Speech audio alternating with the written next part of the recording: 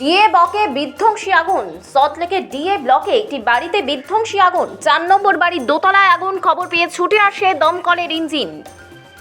প্রায় 40 মিনিটের প্রচেষ্টায় আগুন নিয়ন্ত্রণে আনা হয়, যদিও এখনো পর্যন্ত পকেট ফায়ার রয়েছে বলে জানা গিয়েছে। কিভাবে আগুন লেগেছে তা এখনো অবধি স্পষ্ট নয়। আগুন লাগার সময় ঘরে ছিলেন 3 জন। 2 জন বেরিয়ে আসলেও একজন আটকে পড়েন। ভিতরে থাকা ব্যক্তির কি অবস্থা তা এখনো পর্যন্ত জানা যায়নি। ঠিক কিভাবে আগুন লেগেছে তা খতিয়ে দেখা হচ্ছে বলে জানা গিয়েছে পুলিশ সূত্রে।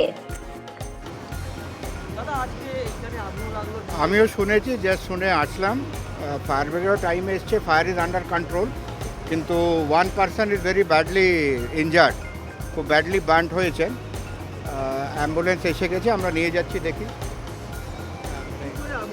সেটা তো বলা মুশকিল, সেটা তো পুলিশ বা দমকলের আধিকারিকরা বলবেন। উপরে আইসি সাহেব আছেন, পুলিশের আরও আধিকারিকরা আছেন। Fire is under control, but 1 person is badly injured, এটাই বলতে পারবো।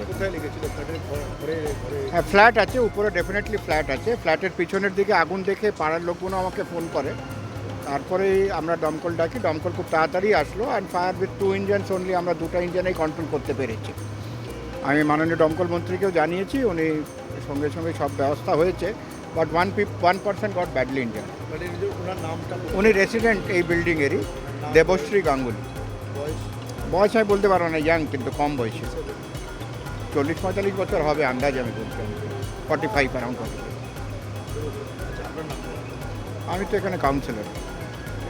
মানুষের বিপদে পড়লে মানুষ অনেক কিছু, কিন্তু আমি যতটুকু খবর নিয়েছি ওরা বলল, পুলিশ থেকে যখন ওদের জানিয়েছিল তারপরে ওরাও খবরটা পেয়েছে বিয়ে বলে, কিন্তু ডিএ ব্লক, ডিএ আর বিয়ের মধ্যে তফাৎ আছে, কিন্তু দমকল এসে আগুনটা নিভিয়েছে।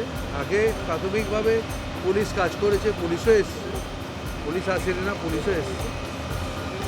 বাদবাকি এটা দমকলের কাজ যেটা দমকল করেছে।